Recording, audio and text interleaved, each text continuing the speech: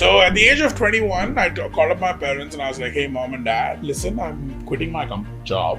And my parents had a heart attack. And I was like, I'm joining something called a startup. And my parents were like, what? What issue is MEST seeking to solve or address? Yeah, I think we all know that entrepreneurship today is not leveled, right? Because I think in contexts such as Africa, it really matters who your father is. Yeah. Or where you get your backing from, or who's going to open that door for you, right? Yeah.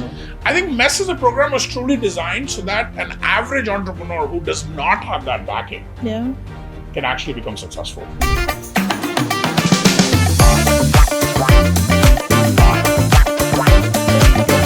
Welcome to Building Bytes, where we tell relevant stories about Ghana's tech ecosystem to drive growth and innovation. This is episode 35 of our Hall of a Decade season, and this episode is brought to you by video support from the Haptel Academy. Today we host Ashwin Ravichandran. Sorry about that, I butchered your name. He's the Portfolio Advisor at MEST Africa and an ecosystem builder with over 12 years of experience navigating startup ecosystems across Africa, Asia, and the US, including a decade focused on driving impactful innovation in Africa and Asia. And before we go into the conversations, which is about the MEST Africa impact, what happened in tech, Oga? Okay, so this week on What Happened in Tech, so the MEST Africa Challenge runs up with SayTech winning 50,000 in funding. So SayTech is basically a Ghanaian company that deals in agricultural equipment, and they won the recent MEST Africa Challenge. Ashwin, you want to give us some more information about that? Yeah, so this year's MEST Africa Challenge was called Find Your Soil. Ideally, because we are starting to see trends right now that agri-tech is probably the hottest sector, given, I think, the focus on climate, given the focus on food security, and I think given the focus that West Africa has always been primarily the growing ground for a lot of crops across the world. So this year we did MEST Africa Challenge specifically around West Africa. We did it, I think, 9+ markets, if I'm not mistaken. We had over, I think, 500 plus applications, out of which 20 of them pitched in the semifinals. Okay. From the 20 from the semifinals, we chose 7, which actually came towards Ghana, but only 6 were actually made it to the finale. Out of 6, we had participation from Nigeria, Ghana, Benin, and Senegal. Out of which SayTech, which is a Kumasi-based company, based out of obviously Ghana, won the 50K challenge due to obviously the judging panel, which was Jorn, was the deputy ambassador for Norway here, Mr. Kairi, I don't know how to say his name, sorry, and obviously Madame Ruka from the GCIC, which is a Ghana innovation. So you Ghana did Climate in Innovation. partnership with GCIC. And again, obviously, I think you guys have been part of MEST. We're very strong believers in partnership. So obviously got a lot of people involved in it. And SayTech was just a clear winner. Because today there is a deficit in agriculture equipment because it's so expensive. And also primarily because it's always in dollar. So for an average farmer today to think about when he or she earns in cities to actually get equipment which costs in dollars, it's expensive. So I think because of that and the pressing need in the ecosystem, I think that's why we chose SayTech. And I think we're really happy to now obviously finish diligence with them and welcome them also to the MEST portfolio. Nice. Nice. We talk more about the MEST portfolio later. So the next article on what's happening in tech. So C-Star Africa Ventures has raised 42 million for early stage startup. Basically, they raised the money from African Development Bank and EIB Global and other international investors. They're basically focusing on financing the gaps within the continent and targeting Series A startups and investments with 2 million and a follow-up of 5 million. So So the last topic will be Ghana's Spotify rap. We do that and we look at our rap as well. So yeah, interestingly, Accra, Kumasi, and Wa lead the charge in driving Ghana's music culture. Wow. Did you say wow? Yeah, Yeah, Wow. I know. that's a cool one. I didn't expect that. Yeah, I did not expect that too. Northeast, wow. Yeah, so Spotify Review, it's an hour app where it summarizes users' listening habits on the platform. So Ghana's 2024 Spotify rap celebrates a striking 93% of the streams dedicated to local talents. Yeah, That's great. yeah. And underscoring Ghana's profound love for music and roots while embracing global sound. So yeah, basically that's it. Yeah, so what do you guys think about it? And I think we can delve into our rap as well. I think it's like one of the first times that you're seeing local arts chatting in terms of top 10. Initially, when you just visit the top 10, you just think, are we in Ghana or are we in Nigeria Right. or somewhere else? I think it's a good thing that we are starting to really consume our own music. Yeah. Yeah, and I totally agree with you, Yao. I love the fact that art in Ghana is very well appreciated because we have a lot of talented people, and we've seen it in the trends that entertainment ideas or tech products do well in the country. And so, I mean, for entrepreneurs who are thinking about creating in the creative space, they can also look at how they can innovate in the music industry, because there's a real opportunity there from the Spotify rap that we saw. Yeah. Okay, so Building Bytes rap for YouTube, we averaging 400 views per videos. You guys should subscribe. Help us change it. Yeah, let's get Like, it out there. subscribe, share. Spotify is 75% retention. Follower growth is like 682%. I mean, that's some good growth. Let's take it even higher. Average rating is 5-star. Listeners from 22 countries. That's great. Ghana is our top country, and our top episode, I mean, undoubtedly is the growth story with Alex Bram, CEO of Optel. The most streamed episode. Yes, the most streamed on Spotify. So yeah, that was our wrap for the year. We're looking to do more next year, I guess. Yeah. We're also number one on a number of people's podcasts. Their podcast top. Yeah, some of you shared your screenshots with us, and we love that you're listening on Building Bytes to get industry insights into the tech ecosystem in Ghana. So yeah, I mean, if we're on top of your list, just take a screenshot and tag us. Hashtag Building Bytes. Tag us on all social media platform. Let's celebrate that with you. So yeah, that's it for what's happening in tech. It's brought to you by Tech Library. Visit techlibrary.com for more articles and also for previous episodes of Building Bytes. Great. Thank you very much, Poga. So we are delving deep into our topic for today, which is the MEST Africa impact. Like I mentioned earlier, I have his portfolio here, but I would like him to introduce himself. Sure. Ashwin, tell us about your journey into the African ecosystem. How did you get here? Yeah, I think that's a long. I think it's a story which many people have asked, and I don't think even I know how it happened. So just a little bit about myself. I'm a 90s kid. Was born in India, in the capital of India called New Delhi. Okay. My parents are from the south, so they're from a state called Tamil Nadu. So if I'm to describe India to you, the south is basically more service oriented. So all of the typical CEOs you see of the big companies, they're all from the south. Like Sundar Pichai is actually an alumni from the same school I went. Interesting. Okay, and they all end up basically going Sundar abroad. Pichai, Microsoft. No, CEO. Oh, no, Google. Satya Nadella. Oh, okay. Microsoft. Okay, sure. But Sundar Pichai is from basically from my school. But essentially, what the South Indians basically have is high amounts of respect for education, very similar to Ghana. We only know 4 careers, just like how a Ghanaian mother tries to push you into 4 careers, which is engineer, lawyer, accountant, right? And a Excellent. doctor, right? And that's typically also how an South Indian mother puts up to you. But being born in the North is very much entrepreneurial. So at a young age, I was obviously raised with the mentality of being South Indian, but also was brought up in a society where all I could see was entrepreneurs around. At the age of 9 or 8, I think this was like 1998 or 1999, my dad gifted me my first computer. Yeah. It was a Pentium 2 processor, which I happened to unscrew on the very first day.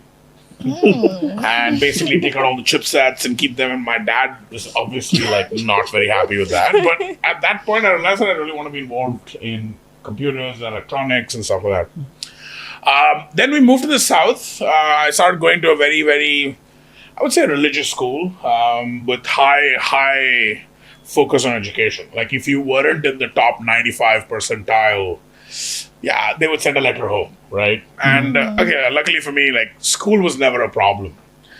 Luckily, the school gave me a lot of opportunities. So at the age of 13, I got to represent India in Indian International Robotics Olympiad. So started building robots at the age of 13.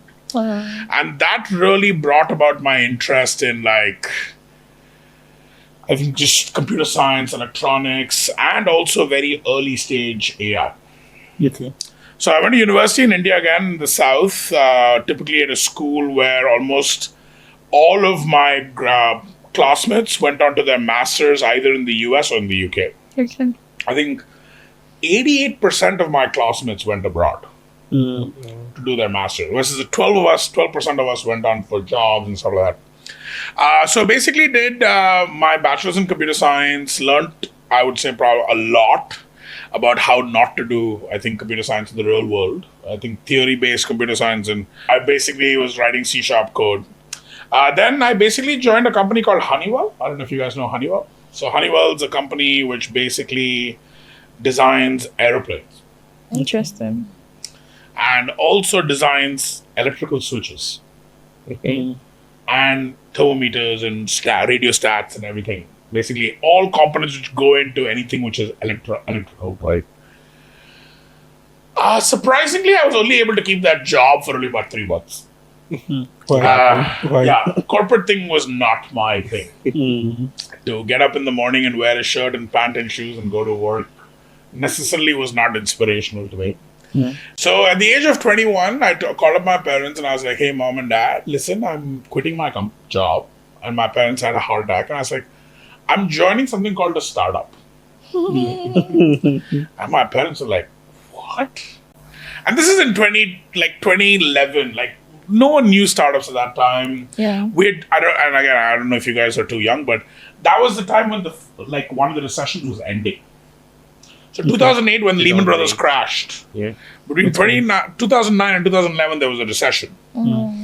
And recession obviously brings about the need for survival. And that's how the startup industry started in India in 2010. Because a lot of engineers, a lot of product managers, and a lot of smart people were laid off their jobs. So they all came back with dollars to India. And they basically started the startup industry. So that time you would see people investing angel tickets. $1,000. They used to put angel tickets. But at that point, $1,000 is a lot of money in India. I think $1,000 in Ghana today also is a lot of money. Like if a good company can probably do 2 months of burn with that, if you're actually being smart about it. 2 months. Like I don't say 5 months. It's 2 months, right? So my first company which I joined was actually tackling a problem which came out of recession, which was that HR companies would basically get 100,000 applications for a job. It's a very much like, I don't know if you should try to get the CEO of Jobberman and he'll tell you that I think some X amount of applications on Jobberman are all trash.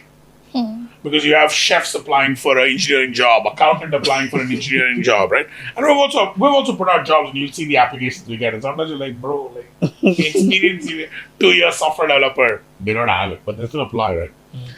So we basically built a parser for it. So if people would apply with their doc files and their PDFs, we would basically parse those files and then recommend to an HR based on keywords, the profiles which are matching. So we're basically doing early stage keyword matching, right? Went out really well. We got acquired by a bigger company called Genpact. And the founder at that time sold it, so we made some cash. We were really happy. Then I went and joined my second startup, which was a food delivery startup, hyperlocal. Because obviously, as you know, India is an extremely populated country, and population density is also extremely high. So went into that for a bit. That was also a success. Someone acquired us, so we got some money out of it. And then my third, fourth startups were both failures. Like I joined them, I started them, and I failed them. After a point, I was like, I'm burnt out. I don't know what to do anymore. So I went to actually an educational program called the Young India Fellowship, where I don't know how many people apply, but 100 people get into the program every year. We had 64 females and 36 men in that program, in my batch. And it's like a MEST type experience, by the way. So you're all put in one hostel. And then basically it's like a reality show, right? You suspect that all the cameras are running, someone's recording you, and you think it's a social experiment. And trust me, it was a social experiment. Because my roommate who they paired me with was 100% opposite to me. I'm a massive social extrovert, loud, very, very, rambunctious, slightly boisterous. And my roommate was extremely introverted, very quiet. And, we've been friends for ever since. I'm actually going to his wedding next week. So I'm very happy for him. But yeah, it was a very interesting experience. And at that time, what I realized was that we were working in a program in what I would probably call like the Niger of India. Okay. So it's a state called Bihar. So I went there. We ran a school for a while there. Learned a lot about doing bottom level impact and building it up. We also obviously connected Google Classrooms, made it a very tech friendly school. And at that time I was like, man, this is so sort of empowering. Like to help people to actually create change, right? So in 2014 at 24, I applied for MEST. Because I felt that if I'm able to go and contribute to a program where 30 to 60 entrepreneurs are together in a program, and given my experience, I'd be able to do it. And in 2014, actually, I wasn't able to make it to MEST. Then I reapplied in 2015. And at that time, the MD of MEST, she didn't want to give me an offer.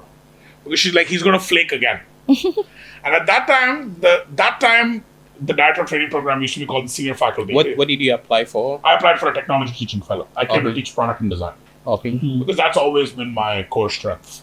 To teach product and design and also go to market. Like how do you actually go into market? What kind of sales, customer support and everything. So at the age of 25, I had just turned 25. July 31st, 2015, I moved to Ghana. To work as a technology teaching fellow. And my idea was to be here for a year. It's been 10. So you can understand what this ecosystem, what obviously working with entrepreneurs such as yourself, what working with, I think the ecosystem is done to me. Like, it's incredibly addictive, I would say. And it's very, very fulfilling as well. You love that it's fulfilling. Yeah. I get up every morning. Like I have no complaints about getting up, like sleeping 5 hours a day. And I'm tired as hell right now, but I will get up tomorrow morning at 7. It's 5:30, go to work at 7 and still crush it tomorrow. So that was just a simple journey of me coming to MEST. There's nothing extraordinary. There was no calling from above, nothing. It was just, it was just an attempt to go to a program which I would have joined had I had the opportunity to go to it. Which was to have a 1-year program designed to help entrepreneurs launch world-class businesses. So we are going to go to the parts where you really explain the entrepreneur and training program. But since we are focused on the MEST impact, can you share with us what issue is MEST seeking to solve or address? Yeah. So MEST, I think, I'll be truly honest, I think there's a lot of, content around what MEST is truly trying to do, but essentially what MEST is trying to do is to provide entrepreneurs a level playing ground. Okay. I think we all know that entrepreneurship today is not leveled, right? Because I think in contexts such as Africa, it really matters who your father is. Or where you get your backing from, or who's going to open that door for you, right? I think MEST as a program was truly designed so that an average entrepreneur who does not have that backing can actually become successful. So at MEST, we have this saying, which is that we truly believe that talent is universal, which means that every single person in this room today or every single person in this ecosystem today is uniquely talented. But what we really wanted to do was give people a chance to go to the opportunity on a level. With people from different backgrounds, with people from different experiences, with people with different resources. Just create a platform where people can go and attempt it in a level playing field. Right? So I think that's the first premise. The second premise, which we truly believe in, is the fact that we truly believe that an African is going to solve an African's problems. True. Right? There's a reason why businesses such as Hubtel or Express Pay or YFlakes or Complete Farmer, they're becoming so successful is because they're looking at purely the problem through an African lens. And they're trying to solve it with an African perspective. Right? And I think that is also something which MEST really, really wants to be a part of. Is that we really want to create sustainable businesses coming out of Africa, solving African problems with an African lens, and really, really, really improving the African ecosystem. I think those are like the two premises of MEST, I would say today. Yeah. And one key thing I got from what you said is Africans are going to solve African problems. And for young people, this is your cue to take up some of the challenges that you are faced with and look through the opportunities in it and build products that solve those problems. Yeah. So moving on, I just want to ask you, because you talked about your growing up experience. You grew up in a country, or you grew up in the north where you've been working with entrepreneurs. How has it been different working with entrepreneurs here in Ghana? Can you shed more light into your experience so far? And probably you can talk about the most challenging parts of your experience working with entrepreneurs in our parts of the world. Yeah. I don't know how to say what is the most challenging part of working with entrepreneurs. I'd probably say what is the most... Okay, let's come back to that question a little bit later, because I don't want to say it in that way, but I think my experience of working with I think Ghanaian entrepreneurs or African entrepreneurs is very much similar to working with Indian entrepreneurs. They're stubborn, extremely determined, and sometimes blindsided, right? I don't think any of these things are a negative quality. I think all three things are a very positive quality, right? Okay, now let's go into the broader picture. Sure. Looking at how you've been in the ecosystem for over 10 years, you've been working with portfolio businesses of MEST like Letty Arts, Asoriba. You've been sitting on their boards and all that. Can you share with us your experience? What the Ghanaian startup ecosystem has evolved to be so far? How has it evolved from when you joined till now? Yeah. You know, it makes me extremely nostalgic because I can tell you this. When I came in 2015, people were afraid to start up here. Why? It's just the cost of doing business here was so expensive. Okay. Because also, see, typically when you come here from an American mentality or from a European mentality where you're taught about VC funding, and Ghana at that time was not part of the top 5. Right now, Ghana is part of the top 5 funding. Okay, but that's bro. Like, you can ask Alex. Alex never raised money. No.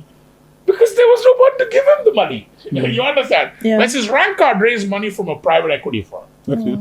right? Called Adelvo, which is based, Mr. Falabi runs it from Nigeria. He invested in Rancard, but it was a private equity company. Okay. What does private equity know about VC? VC, you're talking about multiples of 50x, 100x. Private equity, you're talking about multiples of 3x, 4x. Wow. But you're getting bigger tickets, so you're trying to move the needle, right? In 2015, when I would talk to anyone about a tech startup, they would ask me, what is a startup? Right? And I think in 2018, 2019, that changed. Because I think people started realizing that technology is not as scary as what it sounds. And at the end of the day, technology can be built either on B2B rails or B2C rails. Not everything needs to be a startup which is being selling enterprise or to the government. Yeah. There are small wins you can get with technology. Fast forward to COVID. I think COVID was when I saw this ecosystem completely go berserk. And that time I was the MD at MEST, and I can tell you this. I was getting pitch decks every week from Ghanaian entrepreneurs. Which was, I'll be honest, I was more than happy to read them and also tell them, listen, you're too early, or there's a lot of business we invest in. I was happy to give feedback, I remember even her startup, which came through UNICEF Startup Lab. I think Vista Edu. Vista Edu, yeah. And when they started off, it was a project. Yeah. And then you came to USL, and then I met you. I remember meeting you guys, and it was very, very. So I think from where we've come to where we are today, I think tech is being embraced more, which is awesome. I think tech is no longer scary, which is great. I think people have also figured out that there is ways to make money in technology, which doesn't need to be product oriented. Like I think a lot of people who make money in technology today are service oriented. Yeah. Okay. Yes? Yeah. Designers, you're doing decks, you're doing whatever you're doing. But they're doing a service. There's no product. Yeah. But there is also a heavy product scope here. Right? Like I think businesses are able to find their niches here. So for example, Hubtel, Express Pay, Cowrie Pay, you look at Ose, you look at, I think, Yflix, Complete Farmer, Agronova, you look at the KIC companies coming out, KIC agritech companies coming out, man, there is now penetration and the ecosystem is growing. So, in short, ecosystem become much, much more softer while also become much more open and welcoming. I'm just saying this in a very weird way, and I know I'm sitting in Alex's office, but I also felt that back in the day, it used to be a big boys club, the tech startup ecosystem.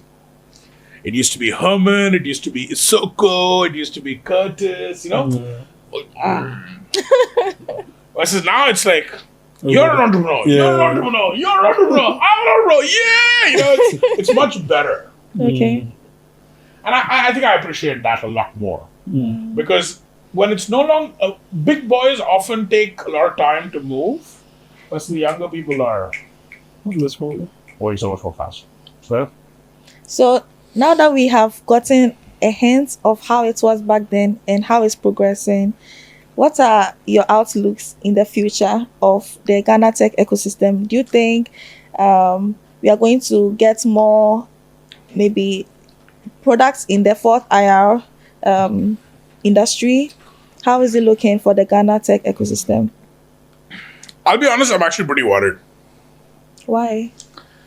I feel that Ghana's market today versus what its consumer spending is actually pretty scary.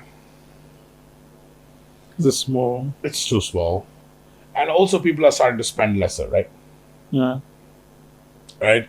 Like, I don't know whether you guys have felt it, but have you guys, the three of you sitting here, have you guys felt that Ubers and Bolts have become much more expensive now? Yeah, averagely, Yeah. shop trips have increased. Yeah. And then do you guys order anything from online services? Yeah. Well, I've toned down. You've toned down, right? Why did you tone down? It's becoming more expensive. It's a lot more expensive, right? So I find that to be a bit scary for me. See, what really happens is the fact that when a population starts exploding, shit's supposed to become cheaper. Yeah. Because there's volume, right? But the problem is Ghana as a market today is import dependent. So everything which is coming in is coming with a dollar price tag. It's getting converted to cedi. Including our rides on Uber and Bolt and Yango, they're all getting converted from a dollar price point. Yeah. Right? So to an average consumer in the ecosystem, that's pretty scary. Till our natural production here starts to improve, B2C, I feel, will always be siloed. Right? But when you look at the fintech space, for example, I don't know if you guys saw the recent news. MTN did $2 trillion, 2 trillion cedis in transactions. Which means there is value for a utility such as Momo. Even though you're putting e-levy on it, people are still using it. But that is because it's a utility service. ECG, water, Momo, banking service, they're all utilities, right? Yeah. But can you name two companies offering consumer services within this ecosystem, which either of you know which is successful today? I'll say how. I was just about to say this. Yeah. 7. But Hubtel's also, I think, doing it because of utility, right?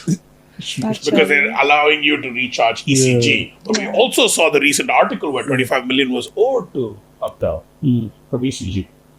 So if that is not paid out, then Hubtel cuts off that service line, right? Then what happens to Hubtel? Right? So that for me is very scary. Versus what for me is really promising here is the B2B space.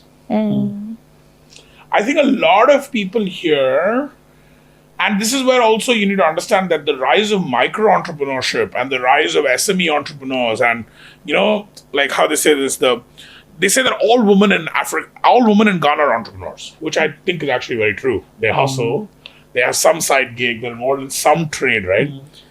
When you offer services to such people who are both businesses and consumers, the value is impeccable. So I think from a B2B angle, it's very promising.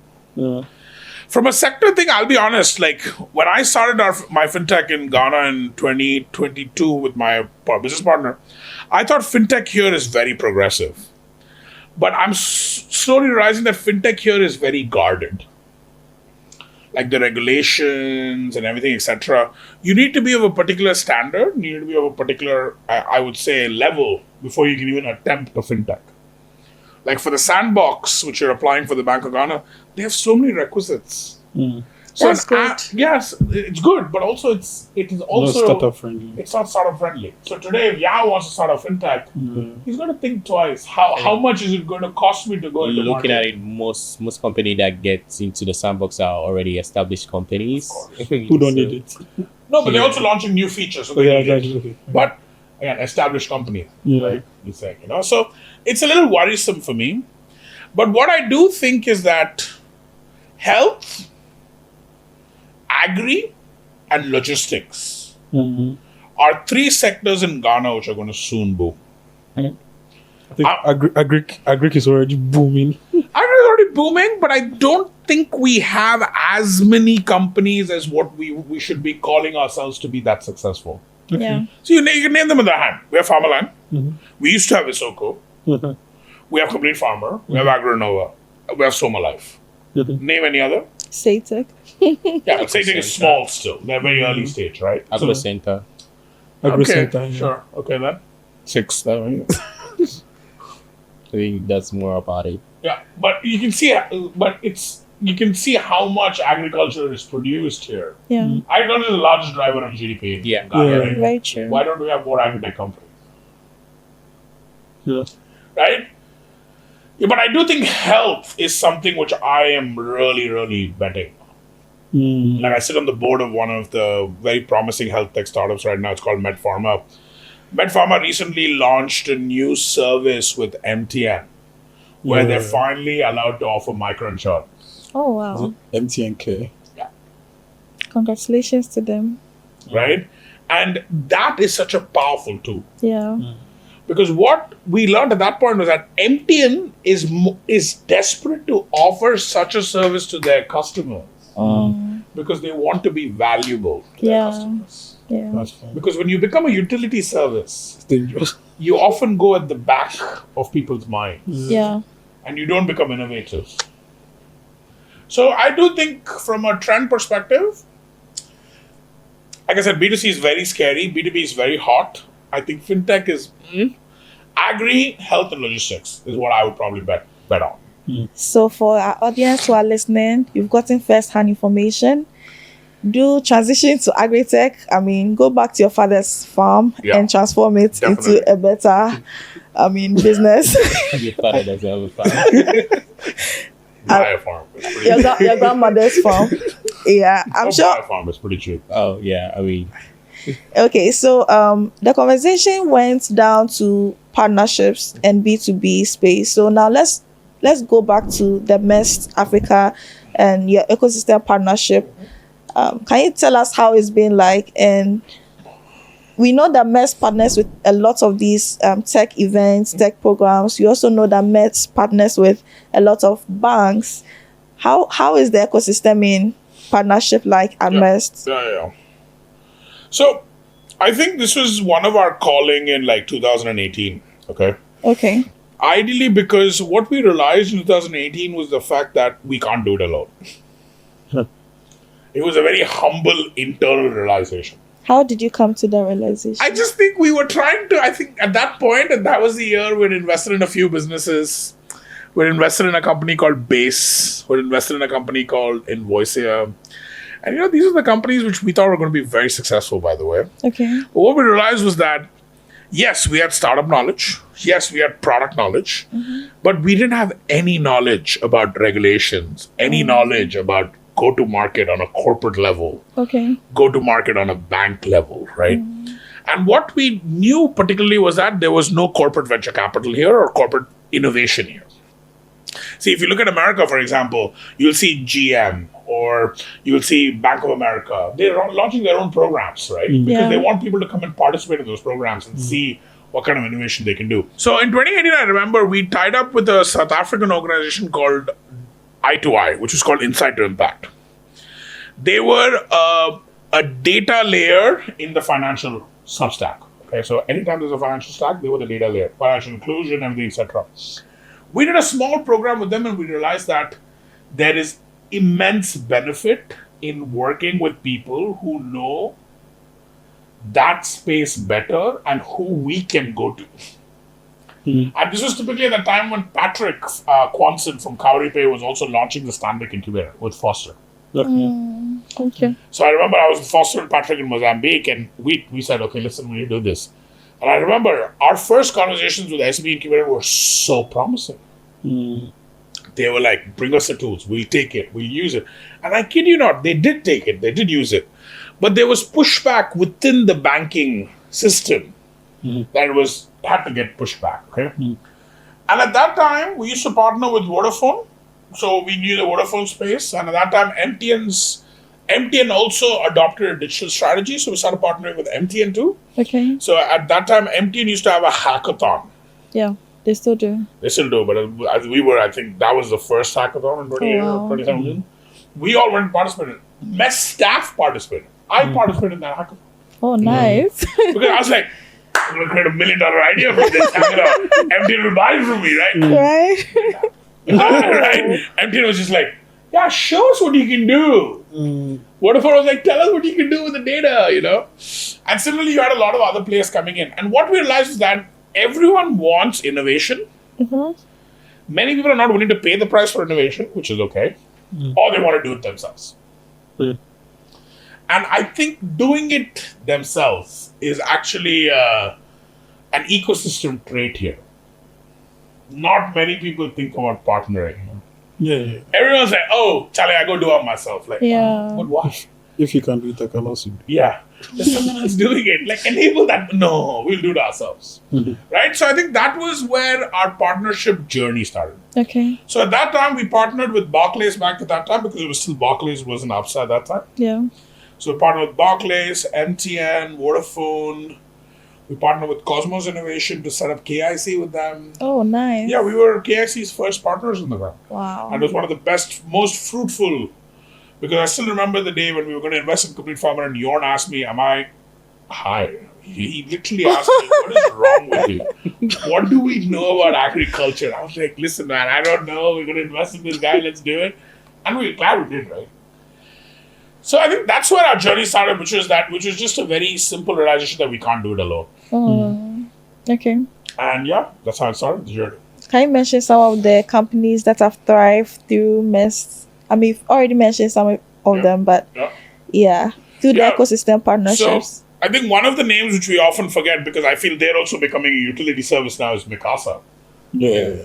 Okay. Like, everyone forgets that there is this incredible company today, which is Ghanaian run. 85% market share they own today. Yeah. Started with 4 boys coming out of the MEST training program. And today they own 85% of the real estate market leads. Or maybe 85%, I'm not sure. But I remember 85% a few years ago, but I crossed Kelvin for the latest number. But Mikasa is one of them. Letty Arts, 2011, is doing $2 million a year in revenue. Wow. He's killing it, but no one talks about it. Yeah. Right? Then there's Kudo Buzz, obviously. There is obviously Complete Farmer, Agronova, Yflix.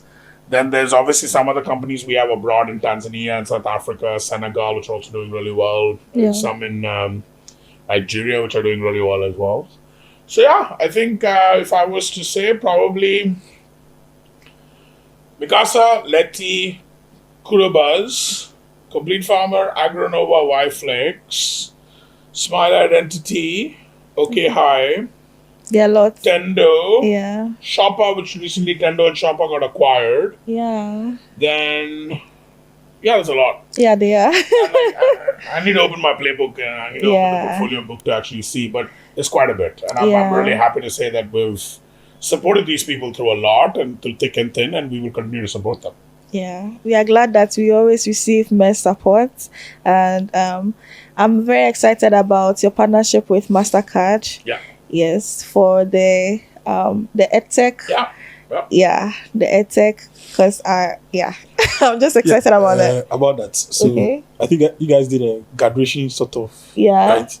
So when I saw the photo of the folks who were there, I was like, EdTech fellowship. all these people are EdTech related in Yeah. Ghana. It feels like there's an industry. There is. There is. Yeah. And also, I think this is one of the reasons why I think. That's why I said I'm very afraid of the B2C market. Because the B2C market here is very siloed. Yeah. See, if I'm an edtech entrepreneur today and I want to get someone, let's say, my services, and they can't afford it, I should be speaking to a fintech player, right? Right? And the fintech player will then speak to a logistics player who can then give the education content. But no one's speaking to anyone. Everyone's just talking about how people can't afford their services. Okay. So there's no collaboration. So yeah, I think there is so much potential in all the value chains here, man. That's true. But it's all very siloed. So, Agri is Agri. Name 2 companies in Agri which you think have collaborated with fintech partners on the ground. maybe Grow For Me, MTN. Yeah, but they're not a fintech partner, right? I'm talking about Grow For Me. It has partnered with a local fintech Local player. fintech player. MTN's a corporate, Okay. right? And similarly with edtech companies, which ones do you know who have partnered with fintech solutions which can offer like loans? Instead of taking a loan, can you take a loan to buy an educational product? No. Why aren't people thinking about that? What can we do about that? I mean, as an ecosystem. I think what we need to do is very intentional based. Like, I think we need to start, I would probably say get onto a design thinking exercise or some sort of like a design board, design jam. Get the top players from wherever, get Alex from Hubtel, see if he can sell education on this e-commerce platform. Or you start looking at different players and start seeing what they can do together, right?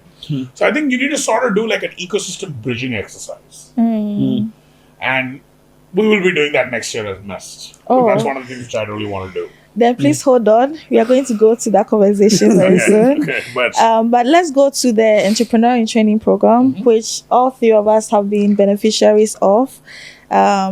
So this program has evolved, right? And this year we have seen that it's going to evolve into a more inclusive program, which I know you're going to talk about. So tell us about the program, and then tell us. Why are you laughing? because I'm not allowed to tell you about the new program. That's a job. But yeah, I can give you hints. Okay. Okay. So I'll give you hints. what's the program about? Okay, so 2008, MEST started a 2-year program, okay? Because it just wanted to keep aspiring entrepreneurs in a safe space. 2015, we made a pivot. Nice. We made it a 1-year program because at that time, the need was to bring out many solutions into the market. Okay. Okay? Because so the transition was that from 2008 to 2015, the ecosystem was getting ready. It was getting more hungry. Like, give us more, give us more.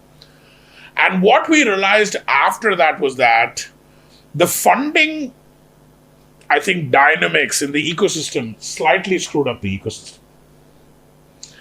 I'm pretty sure all of you have heard of this term, but between 2017 to 2023, I have seen the rise of more pitchpreneurs. Say it for the people at the back. Yeah. So I've seen the rise of more pitchpreneurs than actually entrepreneurs. Yeah, that's very Right? true. Because what I realized was that the 1 year in the training program, people are, yes, learning a lot, but people are still not, and this is, I don't want to say it in a very bad way, but there needs to be a bit of fear in your stomach, which makes you survive. The fact that you might run out of funding or the Yeah. fact that you don't have product market fit should keep you up at night. It kept me up at night with Spark. Like, that's why I lost so much hair, But it has to keep you up at night. So the new program which we're designing, which I think we took a break during COVID as well, and after COVID we also tried a few things which you guys were all part of. Yeah. We tried to make it a bit more local, tried to add a bit more of the ecosystem flavor, tried to expose you guys to programs early. I think what we realize right now is the fact that we need to change the training program to bring out more sustainable startups. What about, here's a product, we know it'll work. Yeah. From between day 0 to day 30, we can generate revenue and we can sustain revenue. So the new program is going to be heavily focused on getting, I would say, a mix of caliber of experienced people Okay. with newbies. Like, for example, I think you were experienced, you were mid-range, I think when you joined, you were fresh. Right? But that's what made this sweet. Right? But imagine us putting you now in a more of a, for the lack of a gas chamber experience where you need to survive for 6 months. Because let's be really honest, the 1 year at MEST gets a bit comfortable. It does. People become a bit lazy.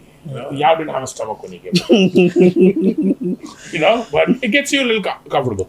But what we want to change right now is to create that, like that punch. Some sense of agency. Some sense of urgency. That's the right way to say it. Okay. The point is that it'll still be a 1 year program because that's, I think, our thing. But we will be able to get you guys to start doing stuff earlier. Okay. Okay. Yeah, I think for all those who have been part of the program, they're excited about this because, yes, it actually gets stressful. At some point, the fatigue just sets in and then you just get relaxed. But I love this, and I really hope that if you are listening and you're watching, you would want to anticipate how the program is going to evolve. So after entrepreneurs are trained in the program, they get funded and they enter into the MEST portfolio, the MEST portfolio. So can you tell us about what makes up the MEST portfolio team, and then what entrepreneurs in the portfolio should expect when they go into the portfolio team? Yeah. I think we're also talking about changing the way we, I think, support our portfolio companies as well. Okay. Because I think we've gone up and down that. So when I joined MEST in 2015 in July, in 2017 January, I became the incubator manager for the Accra incubator. At that time, a lot of our investments were based here, right? And then slowly I became the director of all the overall portfolio and stuff. So initially how we started was that we were basically your co-founders. Interesting. Then we became some sort of a support. So we became sort of advisory. Okay. Then in 2018, I bought back the co-founders support. Because I truly believe that if you really want to, I think, change an entrepreneur's perspective or really get them to scale, you need to be involved in the game with them. Yeah. You can't be sitting on the side court like a coach and shouting, hey, pass the ball. No, you have to be there and say, okay, bro, pass the ball to me or pass the ball back to them, Versus, I think what really taught us in COVID was the fact that we don't need to support them as much, but we do need to support them in a few spaces. Like, for example, I would say the biggest thing to be there for an entrepreneur is the soft space. It's What's not the soft that space? I'm burnt out. Okay. I don't know how to manage team dynamics. Okay. My lead developer is doing a side hustle. Then My sales guy, recently I caught him stealing the commission. And these are problems we face in the MEST portfolio, by the way. That's why I'm just saying Okay. that so openly. But to support them in the soft side seemed more interesting. And post-COVID, which is what I think I have realized, is that businesses really need support in raising money, man. well, But only if they've hit product market fit and they've achieved a certain sense of revenue. You can't raise money today with a drop dead deck anymore. yeah. Doesn't work like that anymore. Yeah. Like, it used to be beautiful like that, where you just put it out and you can make like 100K, but now you can't do that anymore.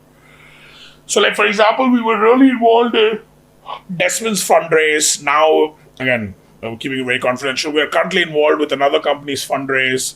They're raising 5 million. But man, it takes the life out of entrepreneurs. Yeah. Because the number one thing is most entrepreneurs don't know how to fundraise or don't want to fundraise. No. What they want to do is grow their business. Yeah. They want to really just execute. But you need funding. Yeah. Sure. So we're thinking also about like how we can come across. So currently the MEST portfolio is a three member strong team. Kudos to Abena and Daniel, obviously, and to myself. But the three of us basically today are a 360-degree support to any of our founders. Okay. You call us up at 2 o'clock in the morning saying your warehouse is burning, we will be there. You call us up at 10 o'clock in the morning, tell us that you're getting married, we'll be there. You're telling us at 5 p.m. you're going to have a child, we'll be there. So we're basically there for you right now. Okay. And what we really want to do is I think we really want to get into a position where if the training program starts to work early and starts to work right, you will have traction generating businesses coming out of the training program, which come into the portfolio. We stabilize traction and help them scale, and then we also help them raise more money. I have a very interesting question. I don't know whether you have an answer to it, but how are you going to ensure that you have traction ready startups? There is going to be a bit of a shift, and that's what the training program is going to do now. I think for our cohort, I think it was something that we are yearning for. In our cohort, I think I just see that. Yeah, no, I think you guys are earning for it, but I also think you guys were slightly jaded by it. Because getting a person interested in signing up in your product is not traction. Yeah, that's it. Actually, Yeah. And getting a person to use the product is actually traction. There is also, I think, a perception gap between what people think is traction. Like, for example, I recently saw a deck where he's like, we have 25,000 people on waitlist. I'm like, phenomenal. Where's the product? Oh, we're 4 months behind on the product. Okay, come back to me once you launch and you can get 10% of those 25,000. I haven't heard from him in 7 months. Interesting. cool. Oh, we got 20,000 people coming to our website. Phenomenal. You must have had some great branding. How many people clicked on the sign up button? 0. That's not traction. So there was a lot of vanity-based metrics when it comes to traction. Okay. Versus traction is very simple. How many people are using your product? How many people are actually paying for your product? And how many people will actually recommend your product? Yeah. 3 simple. You keep these 3 simple lenses on traction, you'll have all your answers. All right. So you've touched a bit on this, but as we end, can you share with us what's up next for MEST Africa? And then, I think we should do Spark. Spark before. Sorry. okay. All right. So before we can talk do the about, learnings Yeah, first. for sure. Yeah. Yeah, so I think Spark was a very humbling journey for me. So I don't know how much you guys know of my co-founder. So my co-founder is this guy called Michael Costa, one of the best people I've actually worked with in my life. Very, very cutthroat, very driven on a simple pillar, which is financial inclusion. Okay? So I don't know whether you guys know about Spark, but Spark was basically, just to give you in a short context, was imagine a WhatsApp group, 100 people, we give you a bank account to it. Yeah. who manages it? The admin usually. But essentially what you have is group transparency, group accountability. Okay. And what you have is essentially a susu Okay. or online on a web product, right? So in Ghana, I think we were very well appreciated. I think the Bank of Ghana was very supportive, Kwame and everyone, etc. But I think what we did in Ghana was wrong timing. So this basically came in the 2023 inflation. Okay. So in 2022, when we launched the product, everyone had money. Yeah. We were seeing deposits of like 100,000 cities almost every week, man. We were scaling. We were hot on the market. But what happened was that year, Easter, was a very weak economical year. So people started using our product less because, again, we were not a utility. We were a nice to have. Because again, people are like, Charlie, I can transfer money to my Susu. It works. Parent people were happy. They didn't want to go through the experience of getting onto a new product, everything, etc. So we learned a lot. And then also slowly the regulators were also asking us questions regarding like the KYC and all the different things, etc. Because the simple question which Akuli asked was like, who manages a group? Because technically what we did was we broke basically the age-old banking system, which was that one person is allowed one account. Okay. A joint account is maximum 3 people. Yeah. Here we were getting 100 people. Yeah. Next to that. So technically we were almost, like to call it innovating, but I think a lot of people like to call it cannibalizing. But we were sort of like ruining the banking game right here, if you actually think about it. Plus also the whole thing around like, KYC, AML, everything, etc. Then what we happened to do was we happened to go to Nigeria instead. We were like, we won't take no for an answer. Let's move to Nigeria. And I think that was my fastest launch. We didn't stop here. We slowed down here in Ghana end of April. We were live in Nigeria August 1st. Within 3 months, we had a product live, everything live, and we were live. In Nigeria, we tried multiple things. But the things which really stuck in Nigeria, obviously trusting the Nigerian ecosystem, was that people started using our group accounts for gambling. Really? Yeah, because it's a house, right? Yeah. Everyone comes and puts 10 naira in. So 100 people put 10 naira in, that's 1,000 naira, which obviously is nothing, but that's a number. And then they start betting. Crazy. Right? The second thing which people started doing on our product was obviously crypto. Because it also became an escrow platform, right? Okay. Because when you have a group system like that, you can do escrow. You tell the admin, listen, Akuli's giving me 1 Bitcoin. I'm going to send Akuli the Naira money. Yao is the admin. Yao, I will tell you once I get the Bitcoin, then you release the money to her. Right? So that started happening. Okay. And then slowly we started realizing that the use cases of it were not genuine enough.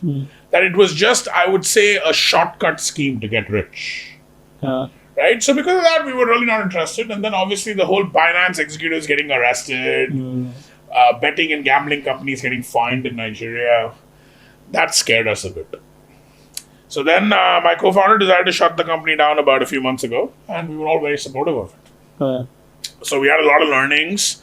But the most important thing was that till date, that's the one thing which Mickey and I talk about, is that we wish we hadn't launched in 2023 and 2024. We wish either we had launched in 2022 or we had figured out a way to launch next year. But yeah, I think the years were bad. And that's what basically the learning was.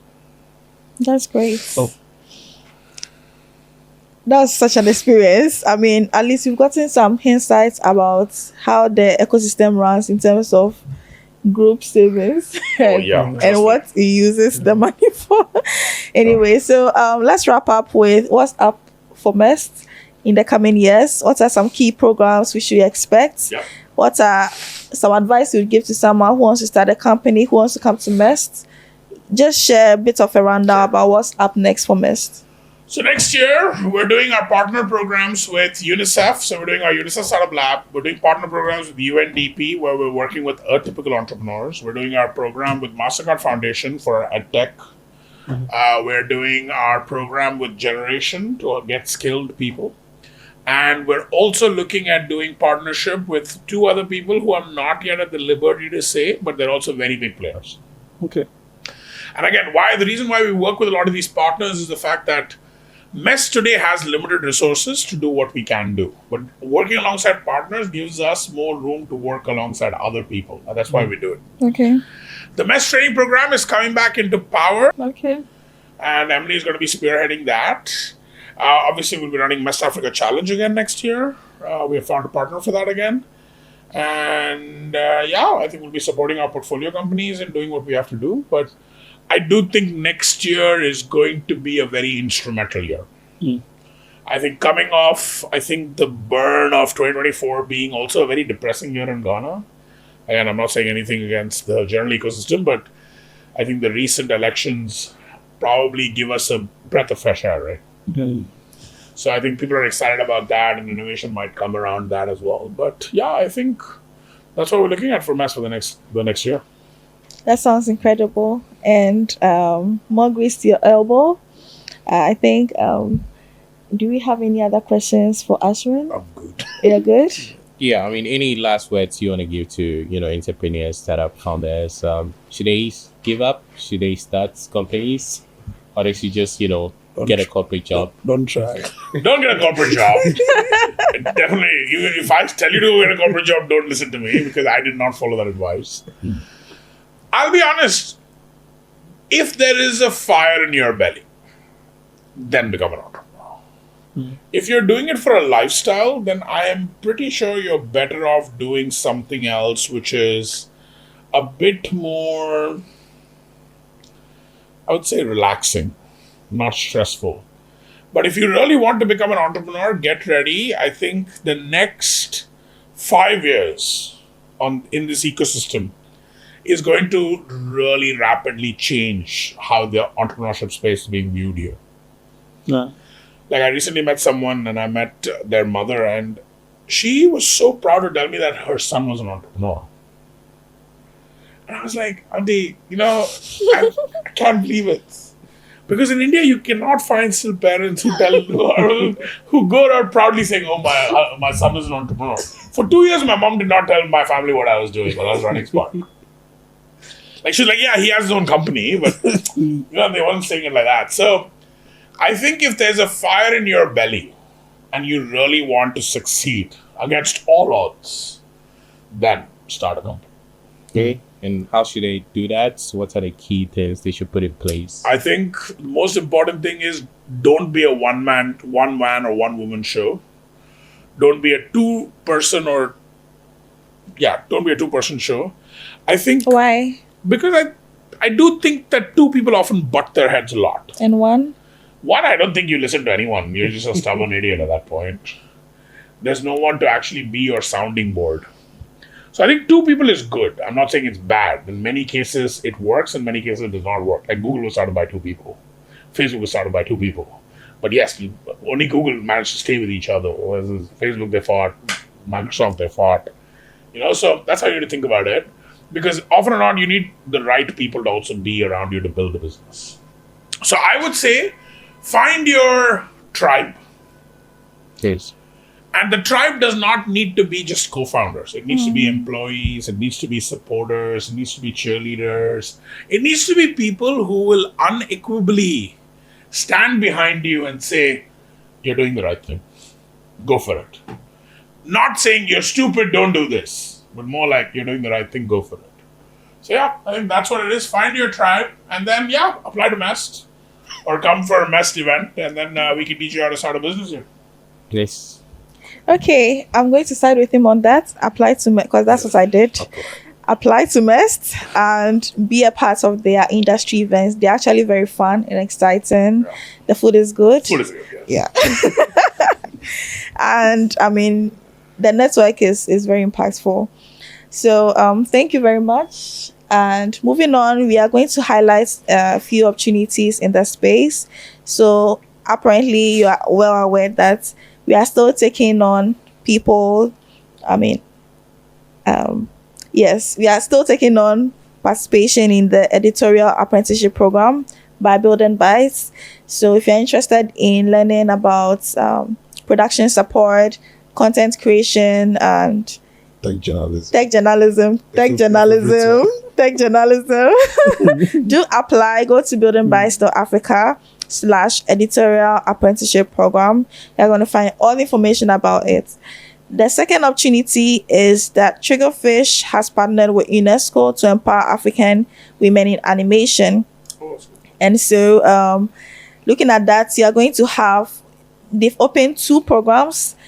The first is the Director Lab for aspiring directors, and then Animation Arts Lab for artists. So you're going to be having masterclasses with award-winning professionals like Ingendo Muki, Cynthia Angelini, Nadia Daris, so many outstanding women in the animation ecosystem, and they are going to be supporting you. You can find information about this on the Triggerfish website. It's open and is open to Ghanaians as well, so do apply. And then the final one is the Grant Pilot, which is a grant training program. Has opened its academy, which is a 3-week intensive grant training program for individuals and businesses to become professional grant writers while accessing grant funding for their businesses. So you can go to grantspilot.co and access the opportunities on there. This has been the MEST Africa Impact Story with Ashwin and myself, Akwele Abnaukai, co-hosting with Yao Enchius and Polar Coffee. Thank you very much. If you are watching this has been proudly sponsored and supported by the Haptel Academy, who handles our production support. Shout outs to the team who have been doing amazing. Augustine, Pronto, Samuel, yeah, amazing. As well as, of course, the Haptel CEO, Alex, for this partnership. And there was pizza. And there was pizza. Ashwin brought us pizza. Thank you very much, Ashwin. From Zen Garden. From Zen Garden. Yeah, so do like, subscribe to this if you're watching on YouTube, and if you're streaming on your favorite podcast, do like this episode and rate it as well. Thank you very much for joining us. It's bye from us. Bye.